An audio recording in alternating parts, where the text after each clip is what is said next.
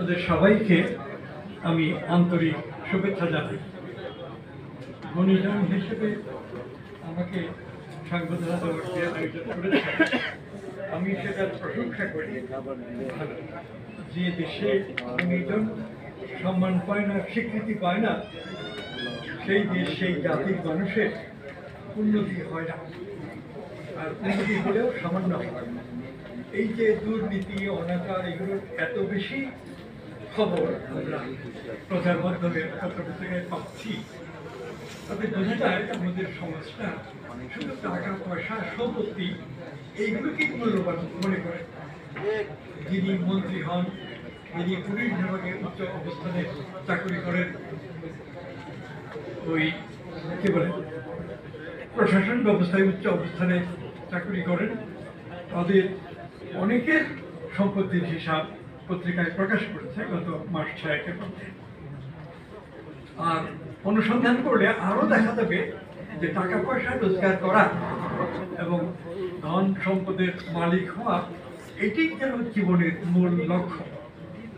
এই ধরনের চিন্তা ভাবনা এবং কায়েমি স্বার্থবাদী লোকেরাই যখন রাষ্ট্র পরিচালনা কর্তৃত্বে থাকে, সাধারণত তখন মানুষ অর্থবিত্ত অর্জন করলেও মনের দিক থেকে, মনুষ্যত্বের দিক থেকে তাদের কোনো উন্নতি হয় না, এবং এর অগ্রগতি দেখা যায় খুব দীর্ঘ সময়ের মধ্যেই সকলের জন্য ক্ষতিকর হয়ে দেখা দেয়। আমি এই কথাটা বলছি যে আপনারা সবাই বিবেচনা করেন।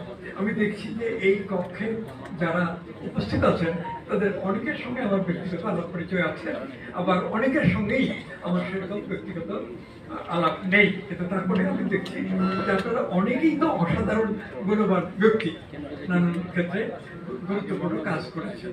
আমি শুধু এই কথা বলতে চাই যে আপনারাও যদি মনে করেন যে অর্থ সম্পদের দরকার জীবনে অবশ্যই আছে, খেয়ে করে বাঁচতে হবে, কিন্তু কেবল সম্পত্তি করে যাব, আমাদের ভবিষ্যৎ বংশধর আগামী 7 পুরুষ 14 পুরুষ এই সম্পত্তির উপরে নির্ভর করে চলতে পারবে, এই মানসিকতা নাই, ভুল আছে, ত্রুটি আছে।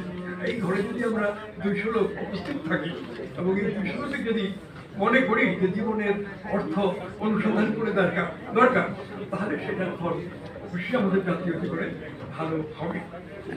আমাদের দেশে যারা ধর্ম প্রবর্তক, নবী রাসূল, তারা সম্মানিত হতেন, কিন্তু 1980 দশক থেকে দেখছি ধর্ম এবং ধর্ম প্রবর্তকদের সম্পর্কে অনুচিত কথা, অশ্রদ্ধার কথা ব্যক্ত করার মতো বিশিষ্ট ব্যক্তির অভাব নেই, এবং তারা এই ধর্মের বিরুদ্ধে, ধর্ম প্রবর্তকদের বিরুদ্ধে কথা বলতে পারলে খুব নিজেকে গৌরবিত মনে করেন।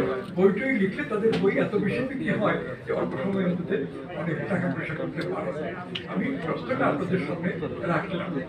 আরেকটা হলো যে আমার লেখার অভ্যাস আছে।